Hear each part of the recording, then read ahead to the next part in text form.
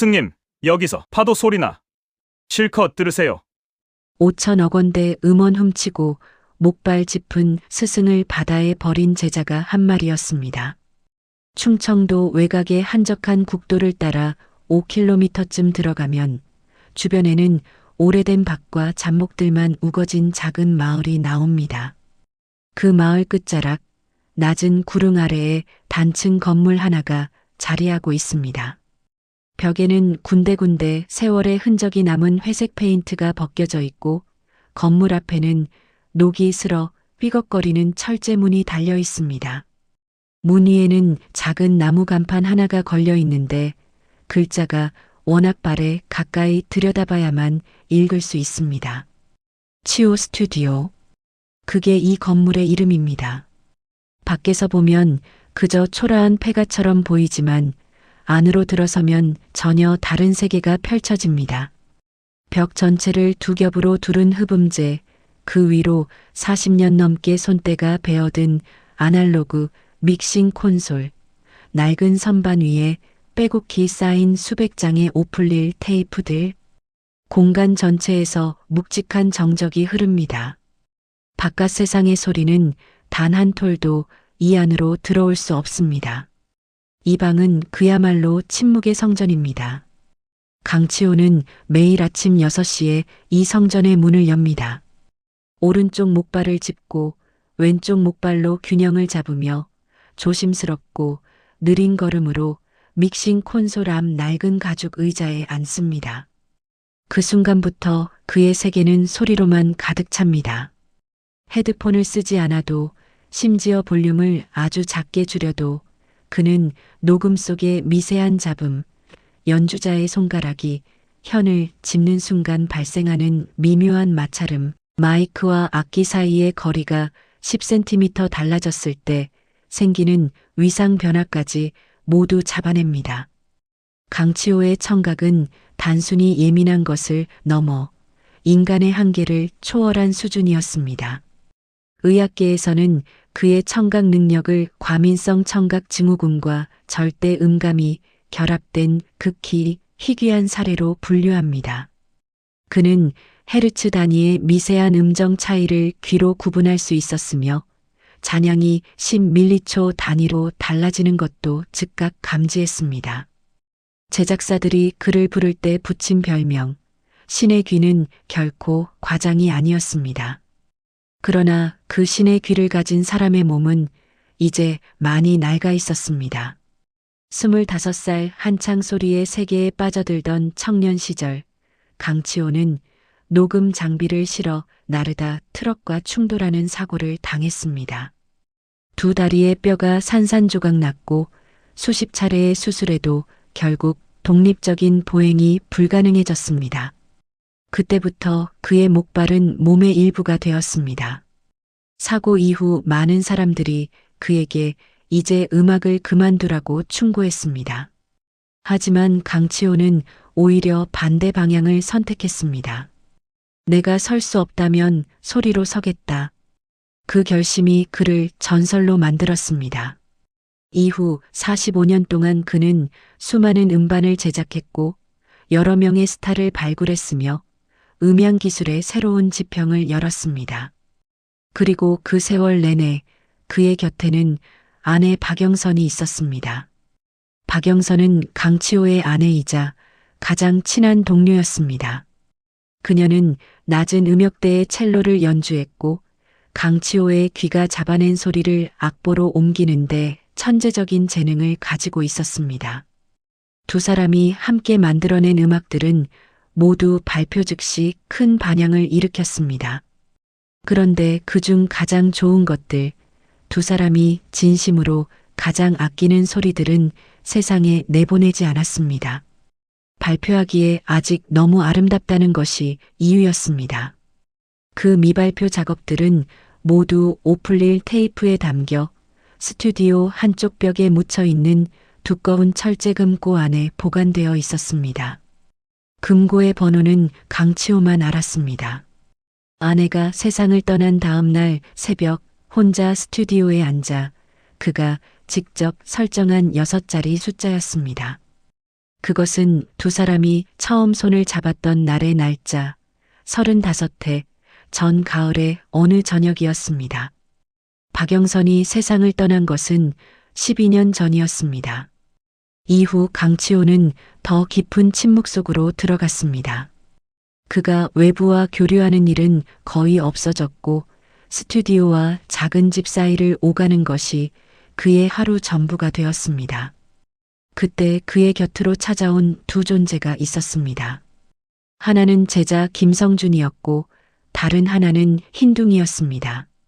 흰둥이는 7해 전 인근 마을 주민이 버리고 간 진돗개 새끼였습니다.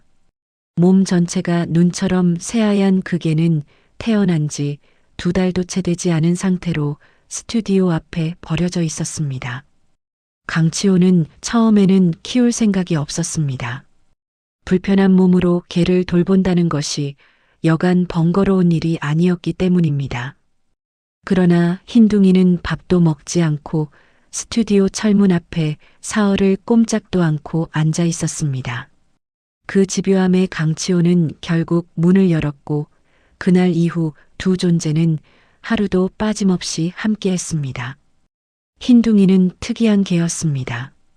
보통 진돗개들이 낯선 사람에게 날카롭게 반응하는 것과 달리 흰둥이는 처음 보는 사람에게도 금방 경계를 풀었습니다.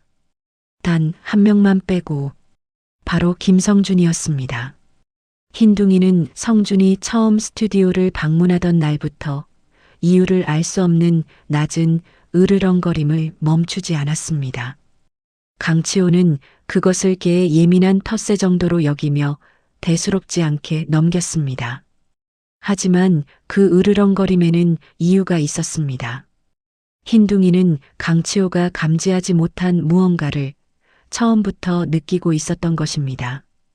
김성준이 강치호의 스튜디오 문을 처음 두드린 것은 10년 전 초여름이었습니다. 그때 그는 28살의 청년으로 음향공학을 전공하고 막 졸업한 상태였습니다. 취업도 되지 않고 뚜렷한 방향도 없던 그는 강치호의 이름을 수소문해 무작정 찾아왔습니다. 문 앞에서 1시간을 기다렸다 마침내 나온 노인에게 그는 이렇게 말했습니다. 선생님, 저는 소리를 사랑합니다. 가르침을 주십시오. 어떤 일이든 하겠습니다. 강치호는 그를 한참 동안 바라보았습니다. 그의 신의 귀는 청년의 목소리에서 진심과 거짓을 동시에 포착했습니다. 그런데 이상하게도 강치호는 그 거짓의 냄새를 무시하기로 했습니다. 오랜 고독 끝에 찾아온 젊음 앞에서 그는 한 번만 믿어보기로 마음을 먹었습니다. 그것이 그가 평생 후회할 결정이 될 줄은 그때는 아직 몰랐습니다. 성준은 스승 앞에서 완벽한 제자의 모습을 연기했습니다.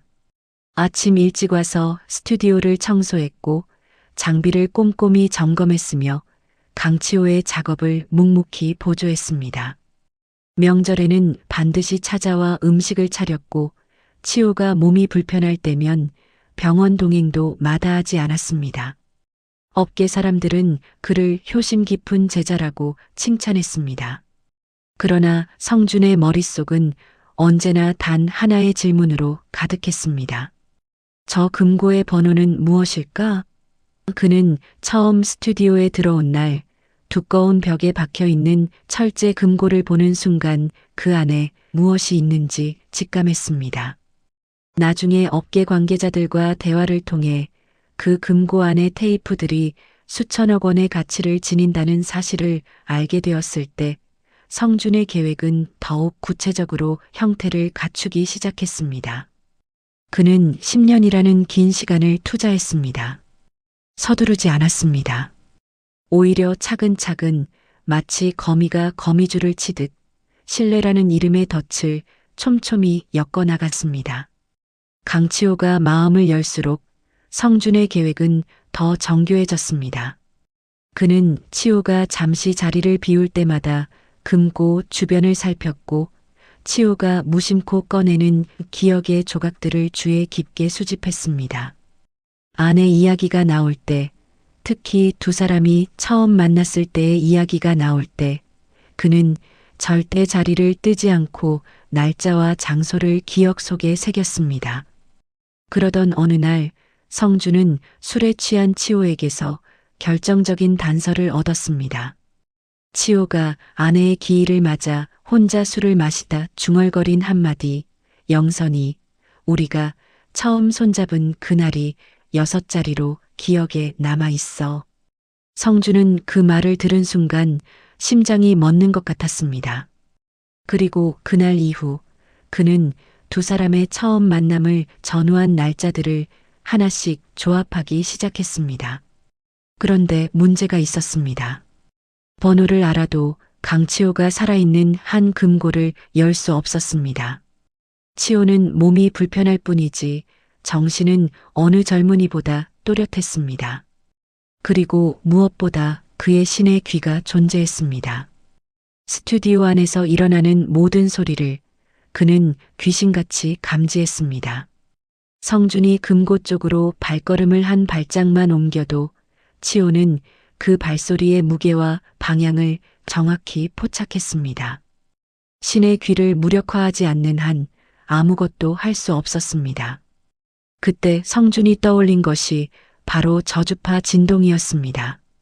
저주파 진동이 인간의 신체에 무슨 영향을 끼치기에 성준은 그것을 무기로 선택한 것일까요?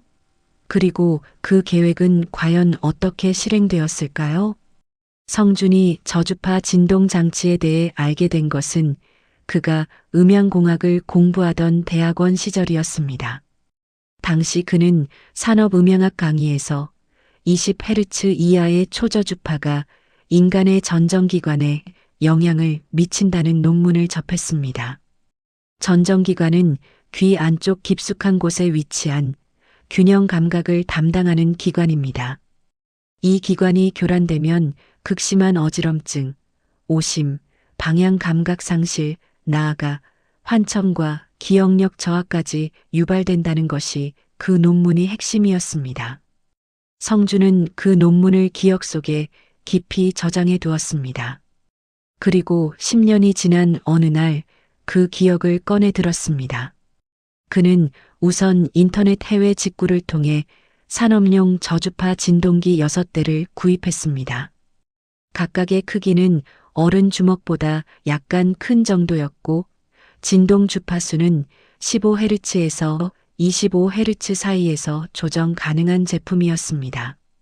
색깔은 어두운 회색으로 스튜디오 내부의 벽면에 붙여놓으면 눈에 거의 띄지 않을 것이었습니다. 설치 날짜를 잡는데도 세심하게 계획했습니다. 성주는 치호가 병원 정기 검진을 받으러 간 날 혼자 스튜디오에 들어가 작업을 진행했습니다. 검진은 보통 2시간에서 3시간 정도 걸렸으므로 그것으로 충분했습니다. 그는 진동기 2대를 북쪽 벽 흡음재 뒤에, 2대를 믹싱 콘솔 뒤편 선반 밑에, 나머지 2대를 천장과 맞닿은 남쪽 벽 상단 코너에 설치했습니다. 각 장치에는 블루투스로 제어 가능한 소형 컨트롤러가 연결되어 있었고 스마트폰 앱 하나로 진동 강도와 주파수를 실시간으로 조절할 수 있었습니다. 설치가 끝난 뒤 성주는 스튜디오를 원래 상태로 완벽하게 복원했습니다. 티끌 하나 흐트러지지 않았습니다. 강치호가 돌아왔을 때 그는 아무것도 눈치채지 못했습니다. 처음에는 진동을 아주 약하게, 한계치에 아슬아슬하게 걸치는 수준으로 작동시켰습니다. 강치호는 처음 며칠간 무언가 이상하다는 느낌을 받았지만 그것이 무엇인지 특정할 수 없었습니다. 어지럼증이 가끔 왔고 귀 안쪽에서 낮게 울리는 것 같은 불쾌한 감각이 있었습니다. 그는 나이 탓이라고 생각했습니다. 72살의 몸이 이 정도 변화를 보이는 것은 자연스러운 일이라고 여겼습니다. 성주는 한 달이 지난 뒤 진동의 강도를 한 단계 높였습니다. 그러자 강치호의 증상이 급격히 악화되었습니다. 콘솔 앞에 앉아 있다. 갑자기 세상이 빙글빙글 돌아 목발을 짚고 일어서지 못하는 일이 생겼습니다. 어느 날은 녹음기에서 흘러나오는 소리가 실제와 다르게 들리는 현상을 경험했습니다. 위상이 틀어진 것 같기도 하고 피치가 전체적으로 반음 내려간 것 같기도 한 그 이상한 감각은 신의 귀를 가진 강치호에게 극심한 공포를 안겨주었습니다. 내 귀가 망가지고 있다는 생각 때문이었습니다. 바로 그 순간을 포착한 것이 성준이었습니다. 그는 스튜디오에 허락도 없이 설치해 놓은 소형 카메라를 통해 치호의 상태를 매일 모니터링했습니다. 치호가 어지럼증으로 쓰러지는 순간, 방향 감각을 잃고 벽에 몸을 기대는 순간, 혼잣말을 중얼거리는 순간을 모두 녹화했습니다. 그리고 그 영상들을 교묘하게 편집해 거장의 비극적 치매 증상이라는 제목을 붙여 업계 관계자들에게 은밀하게 뿌렸습니다. 강치호 씨, 드디어 무너지기 시작했군요. 안타깝다. 저러다 곧 판단 능력을 잃겠어. 그 금고 안의 테이프들, 어떻게 될지 모르겠네. 업계에는 치호의 인지 능력이 저하되었다는 소문이 빠르게 퍼졌고, 그를 믿고 의지하던 사람들이 하나둘 발길을 끊기 시작했습니다. 고립은 더 깊어졌습니다. 그런데 흰둥이가 문제였습니다. 저주파 진동이 설치된 날부터 흰둥이는 스튜디오 안에서 심상치 않은 행동을 보이기 시작했습니다. 귀를 납작하게 눕히고 낮은 소리로 으르렁거리며 진동기가 설치된 벽 앞에서 털을 곤두세웠습니다. 개는 20Hz 이하의 초저주파를 인간보다 훨씬 예민하게 감지할 수 있습니다. 흰둥이는 벽 안쪽에서 진동이 흘러나온다는 사실을 몸 전체로 느끼고 있었던 것입니다. 성준은 흰둥이의 이 행동이 계획을 망칠 수 있다는 것을 즉각 깨달았습니다. 만약 치호가 흰둥이의 반응을 주의 깊게 살핀다면, 그리고 그 반응이 특정 벽 방향으로 집중된다는 것을 알아챈다면 진동기의 존재가 들킬 수도 있었습니다. 성준은 결단을 내렸습니다. 흰둥이를 스튜디오에서 격리시키기로 한 것입니다. 어느 날 저녁 치호가 집안에서 쉬는 사이 성준은 흰둥이에게 먹이를 들고 지하실로 유인했습니다. 그리고 흰둥이가 먹이를 먹는 사이 지하실 문을 잠그고 나왔습니다. 강치호가 흰둥이를 찾기 시작했을 때 성준은 아무것도 모르는 척 함께 마당을 뒤졌습니다. 혹시 담장 너머로 나간 것 아닐까요? 그 말 한마디로 치호는 흰둥이가 스스로 빠져나간 것으로 믿게 되었습니다. 지하실에 갇힌 흰둥이는 처음에는 격렬하게 짖고 발버둥쳤습니다. 그러나 소리가 스튜디오 쪽으로 전달되지 않도록 성준은 지하실 문에도 별도의 흡음재를 덧댔습니다. 흰둥이의 목소리는 두꺼운 벽 안에 갇혀버렸습니다. 강치호는 흰둥이 없는 스튜디오에서 더욱 빠르게 쇠약해져 갔습니다. 진동의 강도가 나날이 높아지면서 어지럼증과 환청은 이제 거의 매일 찾아왔습니다. 믹싱 작업을 하다 갑자기 손이 떨려 콘솔의 페이더를 놓치기도 했고 기억이 단편적으로 끊기는 증상도 나타났습니다. 무엇보다 가장 괴로웠던 것은 소리가 이상하게 들린다는 것이었습니다. 자신이 평생을 바쳐 단련한 신의 귀가 더 이상 제대로 작동하지 않는다는 공포는 그 어떤 신체적 고통보다 강치호를 무너뜨렸습니다. 강치호가 신체적으로 가장 약해진 시점, 성준은 두 번째 단계의 계획을 실행에 옮겼습니다. 저주파 진동으로 몸을 망가뜨린 것에 이어 이번에는 법적 도구를 이용해 재산권을 빼앗으려 했습니다. 그는 어느 날 아침 스튜디오에 두 장의 서류를 가지고 나타났습니다. 한 장은 음악 저작권 신탁 관리 위임 계약서였고 다른 한 장은 유산 관리 및 처분 대리권 위임 계약서였습니다. 서류의 내용은 복잡한 법률 용어로 빼곡했고 핵심은 두 가지였습니다. 강치호의 모든 음악 저작권을 성준이 관리한다는 것, 그리고 강치호 사후 모든 유산의 처분권을 성준에게 위임한다는 것이었습니다. 성준은 그 서류를 치호 앞에 내밀며 침착하게 설명했습니다. 선생님 건강이 요즘 좋지 않으시잖아요. 혹시 모를 상황을 대비해 법적으로 정리해 두는 게 좋을 것 같아요. 제가 선생님 곁에서 모든 걸 지키겠습니다. 목소리는 부드럽고 걱정스러웠습니다. 표정은 진심으로 안타까운 듯 보였습니다. 강치호는 그 서류를 한참 동안 들여다보았습니다. 눈이 침침해진 것도 있었고 어지럼증으로 집중력이 흐려진 것도 있었지만 무엇보다 그는 이미 성준을 깊이 신뢰하고 있었습니다. 10년이라는 세월이 만들어낸 믿음이었습니다. 결국 그는 서명했습니다. 손이 떨려 글자가 비뚤어졌지만 그 비뚤어진 서명이 법적 효력을 갖는 데는 아무런 문제가 없었습니다. 성준의 손에 계약서가 넘어간 순간 그의 눈빛이 달라졌습니다. 아주 잠깐이었지만 강치호는 그 변화를 느꼈습니다. 신의 귀는 소리만 감지하는 것이 아니었습니다. 수십 년의 삶이 쌓아 올린 그의 감각은 소리 너머의 분위기, 공간의 온도, 변화, 사람의 숨결 패턴까지 읽어냈습니다. 뭔가 이상하다. 그 찰나의 직감이 강치호의 뇌리를 스쳤습니다. 그러나 이미 서명은 끝난 뒤였습니다. 그날 밤 강치호는 혼자 앉아 오래도록 생각했습니다. 흰둥이가 없는 것이 더욱 허전했습니다. 걔가 곁에 있었다면 이 불안한 기분을 달래주었을 텐데 텅 빈 방 안에 혼자 앉으니 의심이 덩어리째 몰려왔습니다. 내가 너무 믿었던 것일까?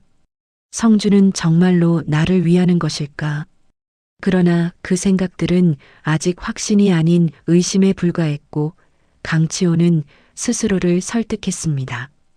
10년이야. 그 아이가 나를 배신할 리 없어. 바로 그 다음 날 아침 성준은 새로운 계획의 마지막 단계를 위한 준비를 시작했습니다.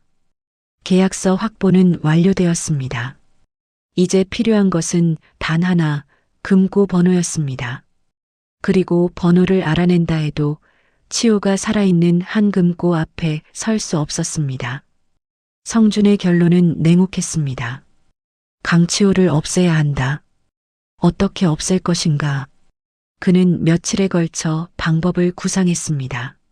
몸이 불편한 노인이 혼자 사고를 당해 사망하는 상황, 그 중에서도 수사가 어렵고 증거를 남기지 않는 방법이어야 했습니다. 그 생각이 갯벌로 이어졌습니다. 물이 들어오는 갯벌, 목발 없이는 한 발짝도 움직이지 못하는 노인, 그리고 서서히 높아지는 수위. 성준의 입가에 미소가 번졌습니다. 갯벌까지 치호를 데려가기 위해서는 그럴듯한 명분이 필요했습니다. 성준은 일주일에 걸쳐 치호의 마음을 공략했습니다. 선생님, 요즘 스트레스 때문에 더 힘드신 것 같아요. 바닷바람 맞으면서 잠깐 환기라도 하시죠. 제가 모시겠습니다. 처음에는 거절하던 치호도 며칠 뒤에는 고개를 끄덕였습니다. 집 밖을 거의 나가지 않던 생활에 그도 지쳐 있었습니다. 바다로 떠나기로 한 날 아침 성준은 이미 지하실에 갇혀 있는 흰둥이에게 전날 밤 먹을 물과 먹이를 최소한으로만 남겨두었습니다. 흰둥이가 배고픔과 목마름으로 약해져 지하실에서 버둥거릴 힘조차 없어지기를 바랐습니다. 그러나 흰둥이는 성준의 예상과 달랐습니다. 새벽빛이 아직 완전히 가시지 않은 이른 아침, 성준의 차는 서해안 방향 도로를 달리고 있었습니다. 조수석에는 강치호가 앉아 있었습니다. 목발 두 개를 무릎 위에 가로로 얹고 창밖으로 지나가는 들판을 바라보는 그의 눈에는 오랜만에 외출에 대한 기대가 조금 담겨 있었습니다. 마지막으로 바다를 본 것이 몇 해 전인지도 기억이 나지 않았습니다. 성준은 1시간 이상 달려 외딴 포구 근처의 좁은 길에 차를 세웠습니다. 그곳은 관광객이 찾는 해변이 아니었습니다. 썰물 때 넓은 갯벌이 드러나고 만조 때는 그 갯벌이 깊이 허벅지까지 차오르는 지역 주민들도 잘 찾지 않는 한적한 갯벌이었습니다. 인적은 전혀 없었습니다. 사방이 갯냄새와 갈대 소리뿐이었습니다. 선생님, 저쪽의 경치가 기가 막히게 좋아요. 조금만 더 들어가 보시죠. 강치호는 목발을 짚고 천천히 갯벌 가장자리로 걸어 들어갔습니다. 습한 땅이 목발 끝을 조금씩 빨아들였지만 아직 걸을 수 있는 수준이었습니다. 갯냄새, 해풍, 멀리서 우는 새소리. 오랫동안 방 안에만 있던 그에게 이 모든 것이 낯설고도 반가웠습니다. 그런데 그때 뒤를 돌아보니 성준이 보이지 않았습니다. 조금 전까지 옆에 있었는데 언제 사라진 것인지 알 수 없었습니다. 강치호는 목발로 땅을 짚으며 뒤를 향했습니다. 그 순간 그의 오른쪽 목발이 성준의 손에 쥐어져 있었습니다. 성준은 아무 말 없이 천천히 왼쪽 목발도 낚아챘습니다. 눈은 웃고 있었지만 그 미소 뒤에 깔린 어둠은 감출 수 없었습니다. 스승님, 여기서 파도 소리나 실컷 들으세요. 목발 2개가 물속으로 던져지는 소리가 들렸습니다. 첨벙, 첨벙. 강치호는 무릎까지 잠기는 갯벌 흙 위에 홀로 서 있었습니다. 아무것도 없었습니다. 잡을 것도 기댈 것도 부를 사람도. 성준은 이미 뒤돌아 걸어가고 있었습니다. 멀어지는 발소리가 갯벌 위에 낮게 울렸습니다. 성준아. 강치호의 목소리는 갯벌 위의 바람에 흩어졌습니다. 성준은 멈추지 않았습니다. 그가 차에 오르고 엔진 소리가 멀어지는 것을 듣는 순간 강치호는 자신이 얼마나 완벽하게 속았는지를 비로소 깨달았습니다. 만조 시간이 다가오고 있었습니다. 갯벌 끝자락 서쪽 하늘 아래로 바닷물이 조금씩 스며들기 시작했습니다. 처음에는 발목 아래였던 물이 10분이 지나자 종아리까지 찼습니다. 강치호는 주저앉지 않으려고 안간힘을 썼습니다. 몸이 기울면 그대로 갯벌 흙에 빠져들 것이었습니다. 단단한 땅을 찾아야 했습니다. 목발 없이 무릎까지 잠기는 부드러운 갯벌 위에서 72살의 몸으로 방향을 찾아야 했습니다. 강치호는 신의 귀에 집중했습니다. 갯벌 위에서 소리는 아주 다르게 들립니다.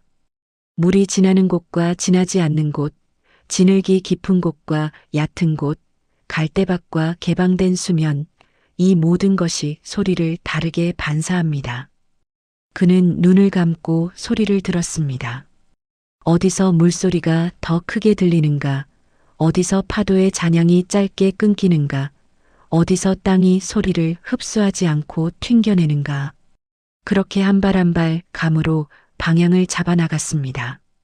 그러나 몸이 한계에 달해 있었습니다.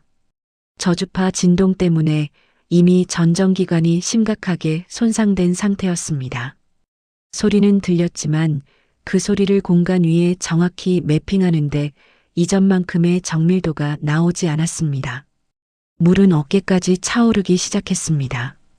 차가운 물이 가슴까지 밀려올 때 강치호는 처음으로 죽을 수도 있겠다는 생각을 했습니다. 그 순간이었습니다. 멀리서, 아주 멀리서 들릴 듯 말 듯 한 소리가 들려왔습니다. 개 짖는 소리였습니다. 높고 날카롭고 리듬이 일정한 그 짖음은 강치호가 수천 번 들어 귀에 익어 있는 바로 그 소리였습니다. 흰둥이였습니다. 강치호와 성준이 바다로 떠난 그 아침, 지하실의 흰둥이는 배가 고프고 목이 말랐지만 쓰러져 있지 않았습니다. 지하실 한쪽 구석에 오래된 나무 선반이 있었고 그 선반을 지탱하는 기둥 아래쪽에 작은 틈이 있었습니다. 흰둥이는 며칠 전부터 그 틈을 발톱으로 파고 있었습니다. 나무는 낡아 있었고 습기를 머금어 물러져 있었습니다. 흰둥이의 앞발이 그것을 하나씩 뜯어냈습니다. 지하실 문 자체를 열기는 불가능했습니다. 하지만 지하실 한쪽 환기를 위해 설치된 작은 창이 있었습니다. 바닥에서 높이 40cm쯤 되는 위치에 붙어 있는 그 창은 쇠살이 박혀 있었지만 나무 틀이 오래되어 삭은 상태였습니다. 흰둥이는 그 창틀 아래쪽을 집중적으로 공략했습니다. 발로 긁고 이빨로 물고 몸 전체로 밀었습니다. 몇 시간이 지났을 때 나무 틀 한쪽이 마침내 부러졌습니다. 쇠살과 함께 창틀의 일부가 안쪽으로 꺾이며 몸이 빠져나갈 수 있는 공간이 생겼습니다. 흰둥이는 발을 찌르는 쇠살의 날카로움도 아랑곳하지 않고 그 틈으로 몸을 밀어 넣었습니다. 앞다리가 나오고 가슴이 나오고 뒷다리가 끌려 나왔습니다. 옆구리에 피가 조금 났지만 흰둥이는 멈추지 않았습니다. 바깥 공기를 마시는 순간 흰둥이는 코를 들었습니다. 갯벌 냄새, 바닷물 냄새, 그리고 강치호의 냄새가 섞여 있었습니다. 진돗개의 후각은 인간보다 10,000배 이상 예민합니다. 강치호의 채취는 바람이 불어오는 방향으로 희미하게 흘러들었습니다. 흰둥이는 그 냄새의 방향을 향해 달리기 시작했습니다. 마을을 지나고 농길을 가로질러 갈대밭 사이로 난 좁은 길을 달렸습니다. 발바닥이 뜨거운 아스팔트에 닿아대었지만 멈추지 않았습니다. 갯벌 가장자리에 도달했을 때 물은 이미 많이 들어와 있었습니다. 흰둥이는 물을 무서워하지 않았습니다. 진돗개는 본능적으로 수영 능력을 갖추고 있습니다. 흰둥이는 망설임 없이 물속으로 뛰어들었습니다. 강치호의 채취는 물 위로 흘러다니는 냄새 분자들을 따라 더 깊은 갯벌 쪽으로 이어졌습니다. 흰둥이는 헤엄을 치면서도 짖었습니다. 1번, 2번, 3번. 규칙적이고 선명한 그 짖음은 갯벌에 열린 공간에서 멀리까지 울려 퍼졌습니다. 강치호가 그 소리를 들은 것은 가슴까지 물이 찬 바로 그 순간이었습니다. 신의 귀가 다시 깨어났습니다. 저주파 진동으로 손상된 전정기관이 아직 온전히 회복된 것은 아니었지만 절박함은 집중력을 극대화시켰습니다. 강치호는 흰둥이의 짖음이 만들어내는 갯벌 위의 반향을 분석하기 시작했습니다. 소리는 물 위에서 반사될 때와 땅 위에서 반사될 때 잔향의 길이와 질감이 다릅니다. 갈대밭에서 흡수될 때는 고음이 먼저 사라지고 단단한 제방에서 반사될 때는 소리가 깨끗하게 튕겨 나옵니다. 흰둥이의 짖음이 특정 방향에서 반사될 때 유독 소리가 선명하고 잔향이 짧았습니다. 강치호는 그 방향을 기억했습니다. 그쪽에 단단한 땅이 있었습니다. 방향을 정한 그는 발이 아닌 팔로 물을 헤치며 조금씩 이동했습니다. 몸이 기울 때마다 갯벌 흙이 발밑에서 빨아들이려 했지만 그는 끊임없이 흰둥이의 소리를 들으며 방향을 유지했습니다. 얼마 뒤 오른발 밑에 단단한 감촉이 느껴졌습니다. 돌이었습니다. 그 돌을 따라 1발, 2발 나아가자 제방 끝이 나왔습니다. 강치호는 두 손으로 제방 모서리를 잡고 몸을 끌어올렸습니다. 제방 위로 올라서는 그 순간 흰둥이가 그의 품으로 뛰어들었습니다.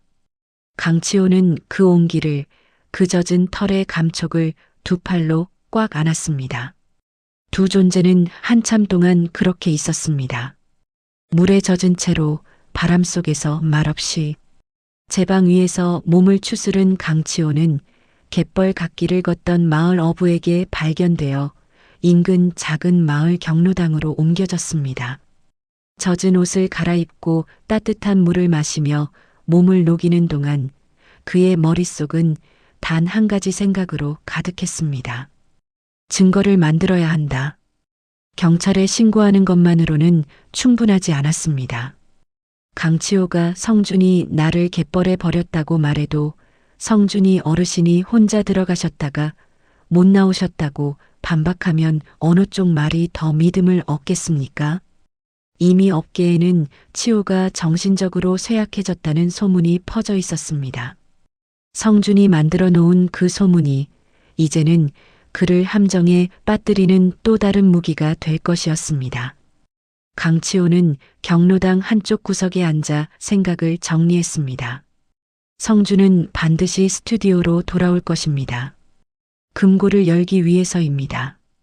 성준이 스튜디오에 나타나는 그 순간, 자신이 금고를 열려는 시도를 하는 그 순간, 또는 자신의 범행을 자인하는 단 한마디라도 발설하는 그 순간, 그것을 녹음할 수 있다면 모든 것이 달라집니다. 강치호는 스튜디오에 방수 기능이 있는 소형 고성능 녹음기 하나를 예전에 구입해 두었던 것을 기억했습니다. 손가락만한 크기의 내장 메모리가 충분하고 배터리가 24시간 이상 지속되는 제품이었습니다. 그는 곧장 연락을 취해 마을 주민의 도움으로 스튜디오로 향했습니다. 성준이 돌아오기 전에 반드시 먼저 스튜디오에 들어가야 했습니다. 다행히도 성준은 아직 돌아와 있지 않았습니다. 강치호는 지하실 창문을 통해 흰둥이가 탈출한 흔적을 확인했고 무너진 나무 틀 옆에 흰둥이의 피가 묻어 있는 것을 보았습니다. 가슴이 먹먹했습니다. 그는 흰둥이의 옆구리 상처에 소독약을 발랐습니다. 흰둥이는 아프다는 표정도 없이 꼬리만 천천히 흔들었습니다. 스튜디오 안으로 들어간 강치호는 가장 먼저 벽면을 살폈습니다. 신의 귀를 집중시켜 벽 안쪽의 진동을 들었습니다. 북쪽 벽 아랫부분, 믹싱 콘솔 뒤편, 천장 모서리. 세 군데에서 20Hz 이하의 미묘한 진동이 감지되었습니다. 흡음재를 조금 드러내자 어른 주먹 크기의 회색 장치가 나왔습니다. 저주파 진동기였습니다.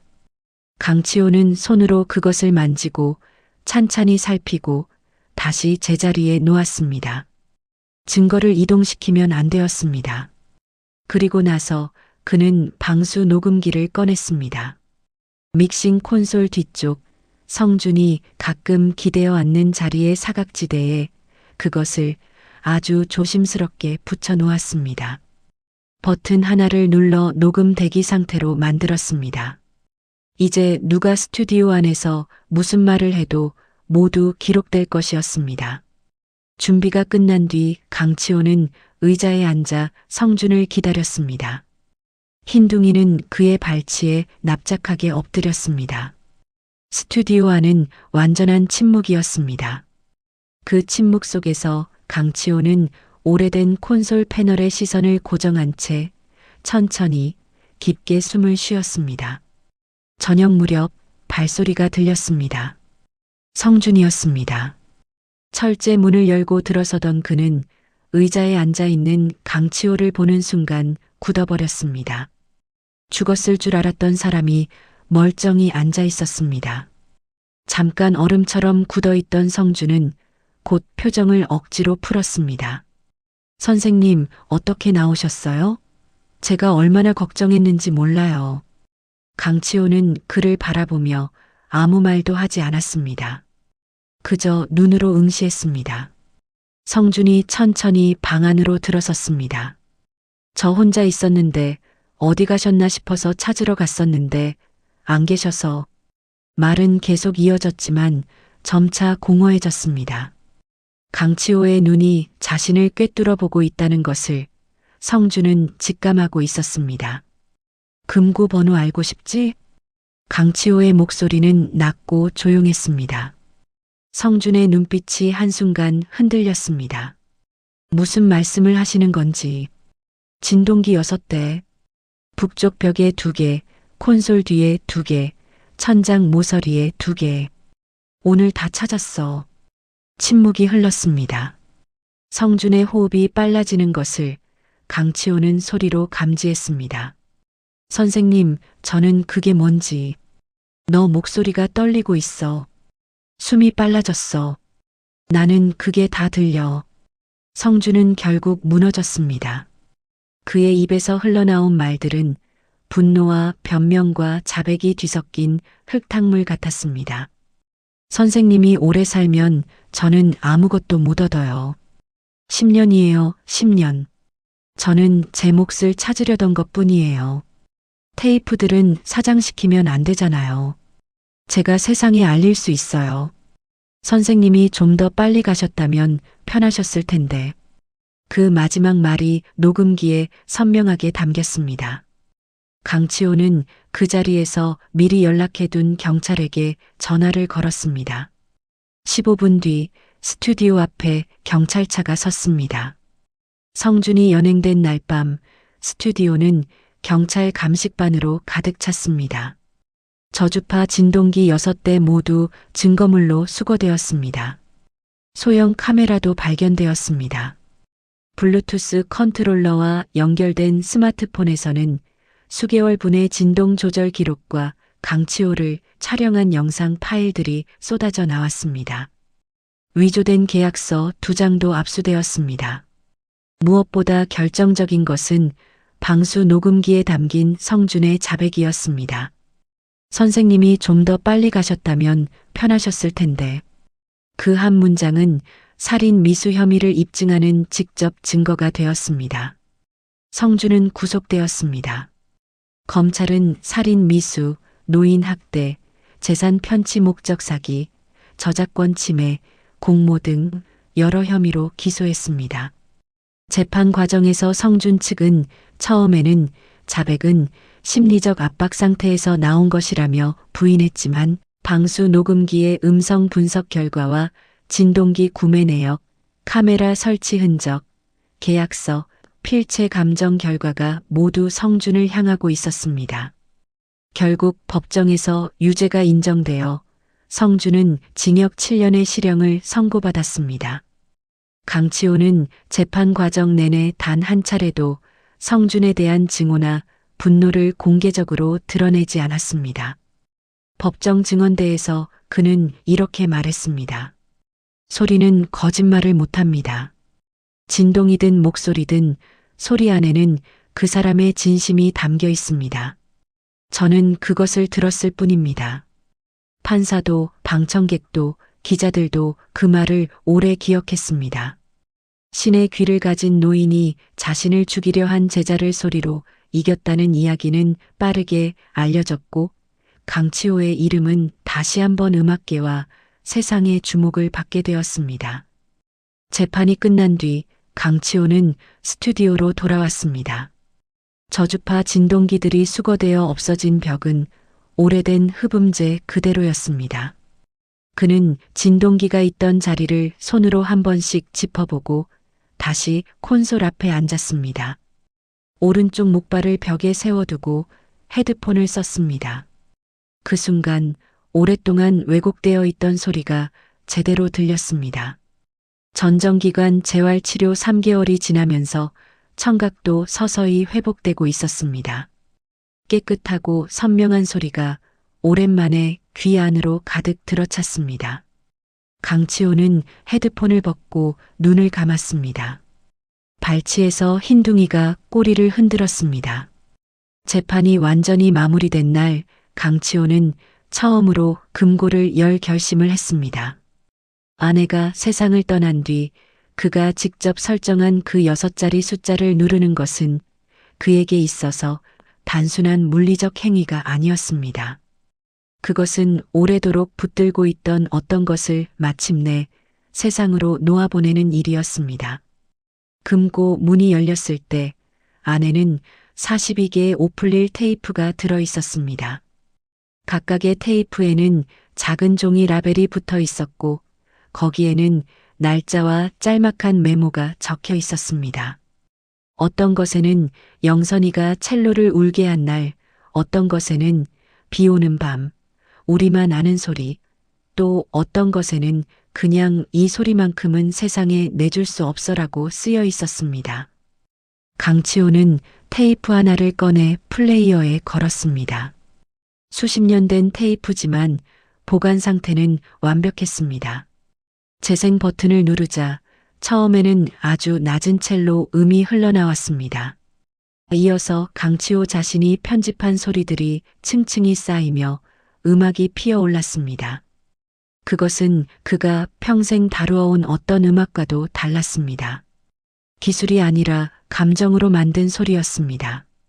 안에 첼로 선율 하나하나에 그들의 시간이 담겨 있었습니다.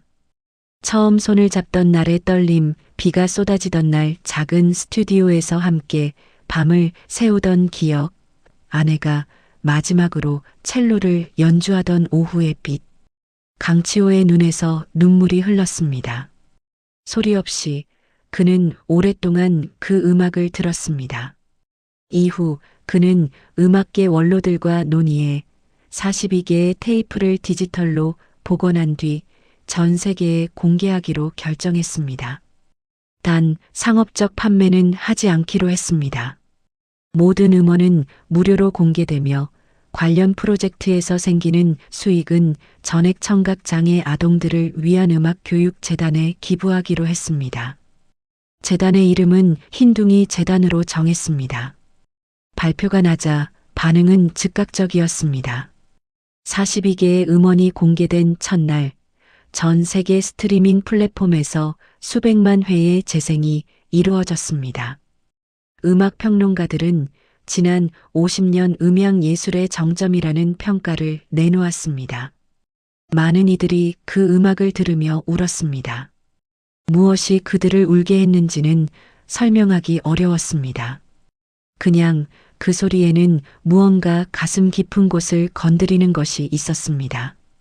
공개 발표 이후 몇 달이 지나 강치호는 한 방송사와의 단독 인터뷰에 응했습니다. 인터뷰는 치호 스튜디오에서 진행되었습니다. 방송 카메라가 들어서자 흰둥이는 잠깐 경계하는 눈빛을 보이다가 곧 발치에 얌전히 엎드렸습니다. 기자가 물었습니다. 선생님, 10년을 속은 것에 대해 어떻게 생각하세요? 강치호는 잠시 생각하다 답했습니다. 소리는 순간이에요. 지나간 진동은 공기 속에서 사라지지만 그게 남긴 감동은 남아요. 성준이가 나쁜 짓을 한 것은 맞지만 10년 동안 그 아이가 만들어낸 소리 중에 진심인 것도 있었을 거예요. 인간은 그렇게 복잡한 존재니까요. 저는 그 복잡함을 원망하기보다 그냥 들었어요. 기자가 다시 물었습니다. 흰둥이가 없었다면 어떻게 되셨을까요? 강치호는 이번에는 웃었습니다. 그 아이가 나를 찾아온 게 아니에요. 나를 찾아온 건 소리였어요. 흰둥이의 짖음이 갯벌 위에서 어떻게 울리는지, 그 반향이 단단한 땅 쪽에서 어떻게 달라지는지, 저는 그 소리를 듣고 방향을 찾았어요. 흰둥이는 소리로 저에게 길을 알려준 거예요. 개가 아니라 소리가 저를 살린 거죠. 하지만 그 소리를 만들어낸 건 흰둥이니까 결국 흰둥이가 저를 살린 것도 맞아요. 그 인터뷰 영상은 방송 이후 소셜미디어에서 수천만 회 이상 공유되었습니다. 특히 마지막에 강치호가 흰둥이의 머리를 쓸어내리며 나지막이 중얼거린 한마디, 고마워. 흰둥아가 많은 사람의 마음을 흔들었습니다. 어떤 팬은 그 장면을 캡처해 이런 댓글을 달았습니다. 인간이 결국 서로에게 남기는 것은 배신이 아니라 소리다. 흰둥이 재단은 출범 첫 해에 전국 17개 특수학교와 협약을 맺었습니다. 청각 장애를 가진 어린이들이 진동판을 통해 음악을 체감할 수 있는 프로그램을 운영했고 강치호가 직접 설계한 저주파 감응 의자를 통해 첼로와 베이스의 진동을 몸으로 느끼는 음악 교육이 시작되었습니다. 아이러니하게도 성준이 강치호를 해치기 위해 사용했던 저주파 기술이 이번에는 아이들에게 음악을 선물하는 데 쓰이게 된 것이었습니다. 강치호는 그 프로그램 첫날 수업에 직접 참석했습니다. 목발을 짚고 교실에 들어서는 그를 보며 아이들은 처음에는 무표정이었습니다.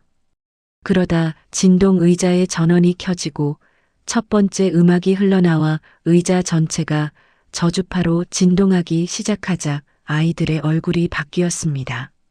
눈을 크게 뜨고 손을 의자 팔걸이에 꽉 잡고 온몸으로 그 진동을 느끼는 아이들의 표정은 강치호가 평생 보아온 어떤 음악 감상의 순간과도 달랐습니다. 소리를 들을 수 없는 아이들이 소리를 몸으로 만나고 있었습니다. 강치호는 그 교실 뒤쪽에 서서 눈을 감았습니다. 귀에는 아무 소리도 들리지 않았습니다. 그러나 그는 그 순간이 자신의 인생에서 가장 선명하게 소리로 가득 찬 순간이라는 것을 알았습니다. 재판이 끝나고 음원이 공개되고 재단이 출범하고 인터뷰가 나가고 여름이 지나 가을이 되고 겨울이 지나 다시 봄이 되었습니다. 강치호는 여전히 매일 아침 6시에 치호 스튜디오의 문을 엽니다.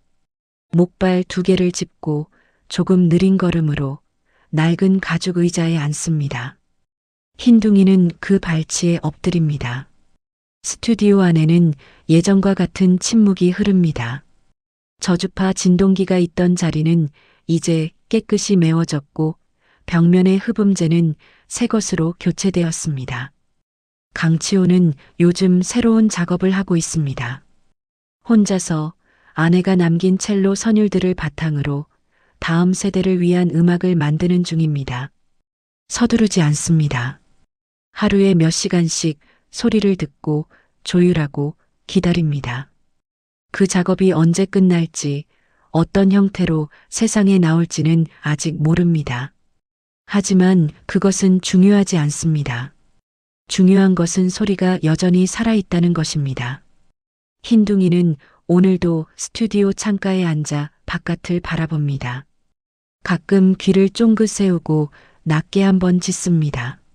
무언가 들린 것입니다. 강치호는 그때마다 헤드폰을 벗고 흰둥이를 봅니다. 그리고 자신도 소리에 집중합니다. 대부분은 바람 소리이거나 지나가는 차 소리입니다. 하지만 때로는 강치호도 무언가를 포착합니다. 아직 이름 붙이지 못한 어떤 소리, 아직 악보에 옮기지 못한 어떤 진동. 그것이 무엇인지 강치호는 아직 찾는 중입니다. 그리고 그 찾음이 이어지는 한 소리는 계속될 것입니다. 오늘 이 이야기는 그 안에 담긴 노인 학대와 장애인 착취의 문제는 오늘날 우리 사회에 실제로 존재하는 아픔입니다. 혼자 사는 노인, 몸이 불편한 분들, 가까운 사람의 배신에 무너지는 분들이 우리 주변에 있습니다. 그분들의 이야기에 귀를 기울여 주세요. 강치호처럼 신의 귀를 가지지 않아도 마음을 열면 들을 수 있는 소리들이 있습니다. 소리는 영혼의 떨림입니다. 우리가 서로에게 귀를 기울이는 한 그 떨림은 사라지지 않습니다. 구독과 좋아요는 콘텐츠 제작에 큰 힘이 됩니다. 긴 영상 끝까지 함께 해주셔서 진심으로 감사드립니다.